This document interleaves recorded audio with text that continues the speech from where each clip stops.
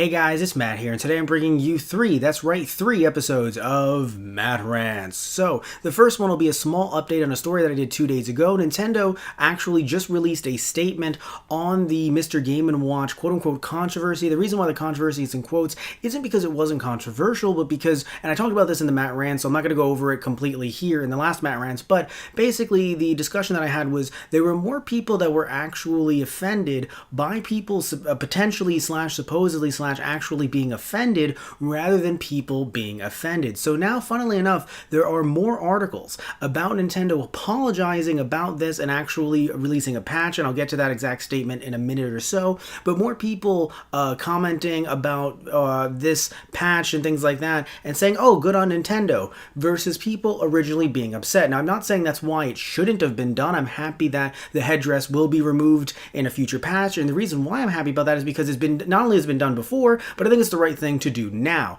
But yes, so the reason why I'm using controversy in quotes, again, isn't because of the fact that I don't think it should have been removed. It is the fact that, as I just looked up again just to be sure, and there are actually more people, and this is anecdotal, but looking from what I've seen, it seems as if for every one person that says either, oh, good on Nintendo, or oh, this had offended me, there are 10 to 20 people who are either in all caps or just generally saying things like, damn, SJW's ruining our game, they're trying to get rid of our Smash, I can't believe this.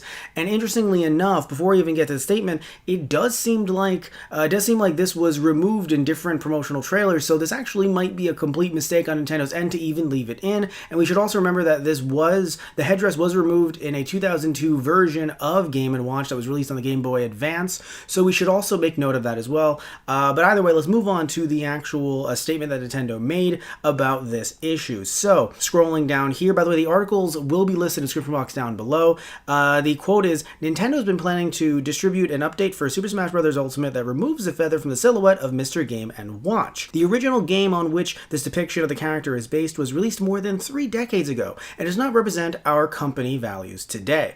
We sincerely apologize that this change was not noticed in our marketing material and are continuing our work to make Super Smash Bros. Ultimate an experience that is both welcoming and fun for everyone. So if Nintendo is to be believed, then yes, they were going to remove this from the get-go. There was never a version of this that was going to be coming out without the actual, or with the headdress rather. Of course, the headdress is in this. It was seen via Japanese gameplay footage at a tournament, and again, that just happens to be a slip-up if Nintendo is to be believed, and they will be patching it out when the game comes out, I assume within the first week or so of the game coming out.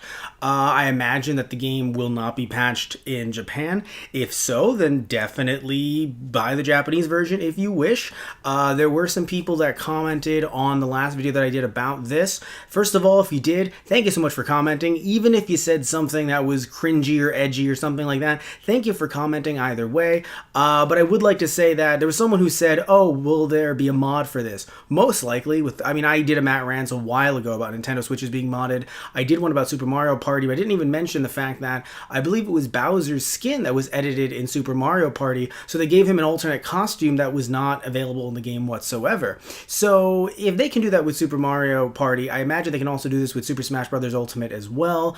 It probably wouldn't show up online or anything like that, but it might just load for you. And again, if that's what you want to do, so be it. But either way, I fully understand why Nintendo wanted to remove this, and I have no problem with Nintendo wanting to remove it, and I don't really understand why there is a big issue surrounding this being removed. Again, it's been removed before. Why can't it be removed again? And that is that. This isn't about SJWs coming after your video games. Contrary to popular belief, SJWs play the same games that you do.